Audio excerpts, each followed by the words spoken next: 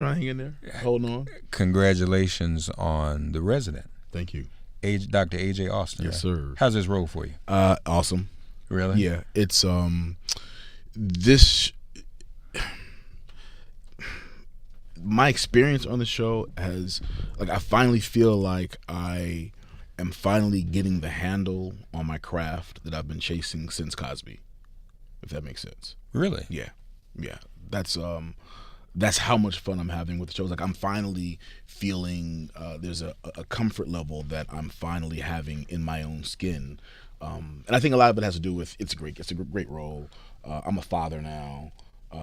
There's just things happening in my life that I think are really informing the journey I have with AJ Austin. Really? Yeah. Tell us more about that. How so? Just there is a so as an artist, you want to live a life where you don't really care about what other people think about you. Okay. But as an artist, the success of your art depends greatly on how people think about you. Mm-hmm. So there's always that strike that balance, that balancing act. Yeah. And when you're a young person growing up in the business and being professional and all of that, there's a certain way of being. Mm-hmm. There's a certain you live in the public eye, so there's a certain uniform, mask that you wear when you're working. Yeah. And the thing that I tell people all the time is the job of an actor is different from the job of a person who lives in the public eye. Because as an actor, your job is over when they yell cut, you go home.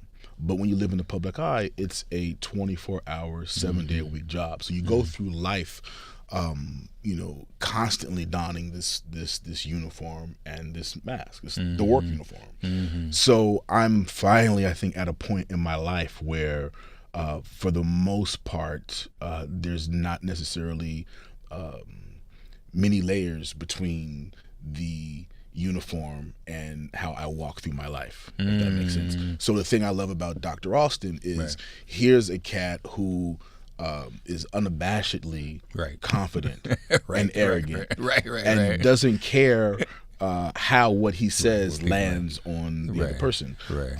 So I'm having such a ball with him because through him I get to play the guy I don't always allow myself to be in life. I hear you. Well, and I guess that is something that comes with age and experience. Just, hey, I don't have any more F's to give. This is me. Yeah. And you're right. When we're younger, there's a lot more insecurity. You don't have as many, miles under you. But man, you've been out here working, so you deserve to be in a place where, this is you. Yeah, brother. Yeah, I appreciate that. I receive that. Yeah, and again, that's important. And also having a daughter really changes the game too. Because, okay. Going through life as a young person, you're constantly trying to please everybody and make sure everybody feels comfortable. When you have a daughter, you have a kid, you don't have time for that. Yeah. Like my life, my world is work, and when I come home and daddyhood. Yeah. Everything else in life that gets on the back burner. Yeah. Well, it's important to hear you say too that, and we've all watched your career with great admiration, but it's even revealing to know that you're finally at this place as opposed to at any other time. Yeah. Well, I saw Henry Winkler a couple of months ago. Okay.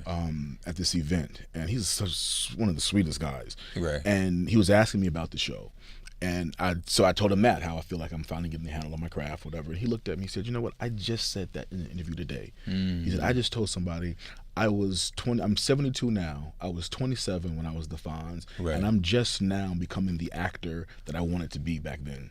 Wow. Yeah. Wow. So when he said that, I'm like, okay, the journey is real. Yeah. And I guess it comes to fruition at different times. Yeah. So, did you, in auditioning for the role, did you anticipate that in the role? Did you see Dr. Austin and say, yeah, this is the kind of person that can be who I've always kind of wanted to be? Or did you have to get into it to actually find that out? No, I saw, I loved the way he carried himself. And when I first started the show, it was just 3 episodes. Okay. I did the last 3 episodes of last season. Okay. So I saw room for this guy, and I think I had a little trouble at the audition finding comfort in being that guy. Okay. And so And did they ask for that? Is that the guy they told you they wanted you well, to be? well, let me tell you. So let me tell you. So it's a little bit about the audition process. The best thing that can happen in an audition is you go in, you do the scene, and they ask you to do something else. They give you notes, they give you direction, because it means they see something where they're invested enough to prod and see, what else is there. Right. Oftentimes, if you go in, do the scene, they're like, "Oh, great, thank you." Right. So that's usually a good audition for me. So I have this audition, and I'm doing a scene, and Scott, the casting director, gives me a note. I'm like, okay. Then he gives me another note, and gives me another note. And for whatever reason, my experience was, I'm jacking this up. I'm not doing it right. Like I don't know what's wrong with me, but I'm messing this up. I don't know why. Wow. And I walked out of the audition room to my truck, and I shed a few tears because I don't know what happened. I completely lost control of my craft or something, whatever.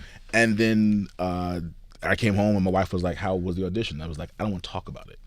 And I talked to her about the good auditions, the bad auditions, but that one I said I don't want to talk about it. And she was like, "Okay, cool." And then 3 days later, I get the phone call telling me I booked it. Yeah. So you were surprised? I was surprised. Yeah. I really thought I jacked that audition up. But it says a lot too. Just hearing you describe that. Not that I've ever been on any audition. That's too late in my life for that. Never too late, brother. Never too late.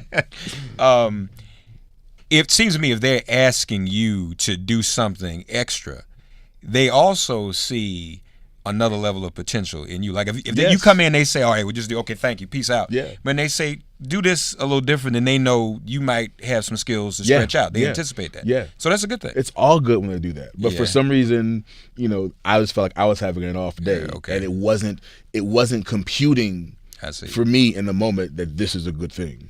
Malcolm Jamal Warner with us. Can I be honest with you? You know what I like about the role? To be an unapologetic black man, in this hour. I think that's an image for us not to shy away from. Sure.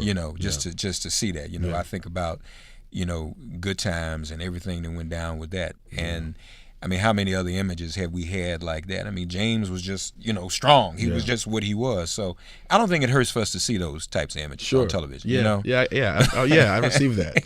And to see folk even back up a little bit, okay, because, a lot of our daily lives as brothers, we're just dealing with a level of invisibility or that lack of confidence. I mean, you talk about it in acting, but it applies across the board. When are we comfortable in our own skin, respected as grown men? And when they first sat you down, I mean, you obviously have something to bring to the table, something to bring to the hospital. So they got to deal with you. And then on top of that, you like, I'm Dr. Austin. You know what I'm saying? So I like that part. Yeah, and that's what I love about it too, because his arrogance doesn't come from. It's not compensating for any insecurities. Right.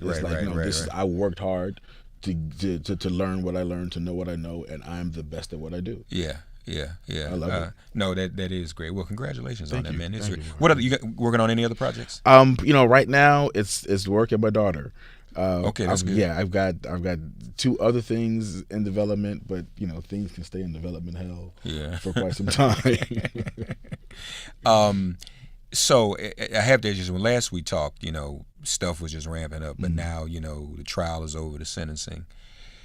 What are your thoughts and reflection on that? Because I think this for a lot of us, it's still there's some unresolved issues because we loved the Cosby Show, and sometimes it's difficult now, and people don't let you separate it or how should I say compartmentalize it, What are your thoughts after everything has gone down now, and how has it had any effect on you? It's to be 100% transparent. It's something that's too personal to really talk about. Okay. Because I can't give any satisfactory answers in a 30-second soundbite. Yeah. It's there are way too many layers to give a black or white answer, and at the same time, it's also, to be honest, it's way too personal because it's something that I'm still processing. So it's and it's family. It's family. I live in the public eye and I voice my opinions on things, but it's such a personal matter that it's something that I'm not really in a place to, have an honest discussion about. I can accept that. I do wonder, though.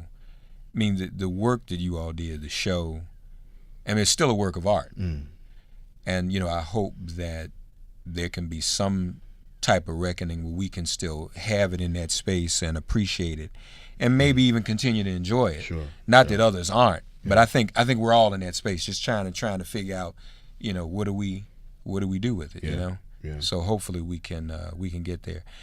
Malcolm Jamal Warner, I guess. Lastly, and I always ask this. I don't remember if I asked you this last time you were here, but I always ask black actors if they could take a role or portray a significant African American in history or a significant person in history. Who would it be? Malcolm X. You would do that? Yeah. Okay. Yeah. Is that something you think you would pursue? You see Denzel do it. It's like, why? Why would I ever try? But, Malcolm. Well, they make more than one movie about famous white people, so we can make another. That's true. No, but I say why because he's so embodied that role that you just kind of like. It's like after seeing Jeffrey Wright play Dr. King. Yeah. It's like I don't have any interest in seeing anybody else play Dr. King. I see. Yeah. So that's kind of how I feel about Malcolm. Yeah. The are you wearing any other hats in terms of writing or directing or anything like that? Are you looking at that? I'm writing begrudgingly. Really? Yeah. I've always the writing has always been begrudging because the writing has always come out of whether it's venting okay. When it comes to let me say it because they're two different things. When it comes to writing, to script writing for television, that's begrudging because it usually comes out of a frustration of not being satisfied with things I'm being offered or auditions I'm going on. So it's like, okay, I gotta churn this out myself. Okay. The poetry is a whole different thing. That's just a level of expression that I need, and oftentimes it comes out when I'm venting. Yeah. And the poetry is powerful, is important. I saw you just tweeted recently something about our brother, my son. Stop saying every now and then. Man. Yo, he's a beast. I love my son. Yeah, he's about it. Yeah, no, he's bad. I'm trying.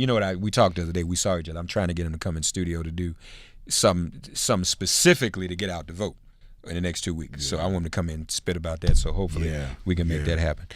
Your dad, your daughter, right? How old is she? 17 months. So do you envision her following in your footsteps, or is that something you gonna encourage, or just kind of let it take its own course? What do you think? Yeah, I'm gonna let it take its own course. I mean, she's I'm an artist. Her mother's an artist. Her mother's also getting her doctorate. Her mother is really book smart, so I think she inherently has a lot of the creative side and as well as the book smart side. Okay. So we'll kind of see. If she wants to pursue acting, I would have her be in theater. For quite some time. Yeah. Okay. So we'll see. Okay. That's great. But that they ground you. It kind of lets you know where you at. And Yeah. Let me tell you something. I every morning I wake up and I give thanks to the God in the universe for giving me the wisdom and fortitude to have waited. Yeah. Like I couldn't have done this any earlier, and I really couldn't have done this with anyone else. Yeah. All right. Well, congratulations on that, my brother. Yeah, thank you, Mark. Full disclosure, I was involved with a woman once who would say to me, "Why can't you be more like Malcolm Jamal Warner?" She had a thing for you, and no, I didn't apologize. I was like, hey, I'm only can be who I am. Yeah. And she's probably watching this tripping. But yeah, I'm sitting next to the brother, so maybe that validates me somewhat, a little bit. I can talk. I'm worthy to talk to him, I guess. I can never be him. I'm not trying to be, but But we pick up things through osmosis. Just hanging out. My man, cool. So proud of you. Thank you. Always admired you. Keep up the great work. I'm glad you've found your place to be, and you deserve all the honors and accolades, worthy of all. At some point, we have to be acknowledged for what we are. Sometimes it takes some time for that to happen, But you deserve it, brother. It's about time. I received that. And this is, we look forward to many. We're still in the early stages. I mean, I see there are going to be many, many great things coming from Malcolm Jamal Warner. So we look forward to that. All right, folks. Malcolm Jamal Warner, our very special guest. This is MIP.